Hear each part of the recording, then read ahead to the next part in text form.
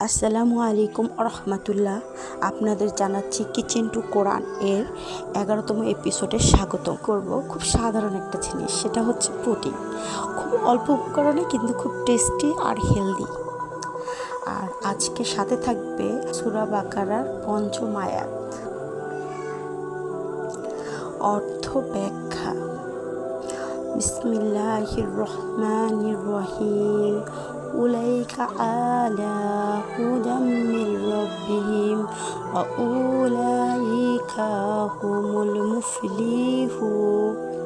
অর্থ, তারা তাদের পালনকর্তার পক্ষ থেকে সঠিক পথের ওপর রয়েছে এবং তারাই সফল। শিক্ষা এবং গুরুত্ব। সফলতার সংজ্ঞা। আসলে সফলতা হলো আল্লাহর দেয়া হেদায়েত, সঠিক পথ অনুসরণ করা। দুনিয়ার পার্থিব সাফল্য বা ব্যাখ্যা নয়, বরং আখিরাতের মুক্তির প্রকৃতির সফলতা। হিদায়াতের মূল্য। যারা আল্লাহর দেখানো পথে চলে, তারা কিতাব এবং রাসূলের সুন্নাহ অনুসরণ করে, তারাই কেবল প্রকৃত হিদায়াতের সঠিক পথে আছেন। মুমিনদের গুণ। পূর্ববর্তী আয়াতে যারা ঈমান আনে, নামাজ কায়েম করে, যাকাত দেয়, কোরআন বিশ্বাস করে, তাদের বর্ণনা ছিল। এই আয়াতে তাদের জন্য সুখবর দেওয়া হয়েছে। সে মায়ের রূপে, সে শিক্ষিকার রূপে, সে দায়িত্বশীল একজন সমাজ গড়ার কারিগর। কোরআন আমাদের বলে, আল্লাহ তোমাদের কর্মকে বৃথা যেতে দিবে না। তোমাদের মধ্যে পুরুষ হোক কিংবা নারী, তোমরা একে অপরের অংশ।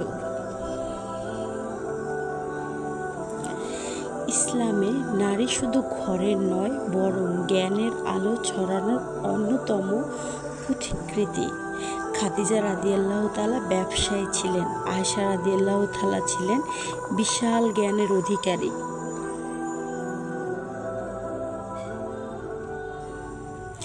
আসুন আমরা ইসলামের আলোয় আলোকিত হই। নারী হোক সমাজ গড়ার শক্তি, আত্মবিশ্বাসের প্রতীক। কিচেন থেকে কোরআনের পথে হোক আমাদের জাগরণ। ভালো লাগলে লাইক দিবেন, সাবস্ক্রাইব করতে ভুলবেন না।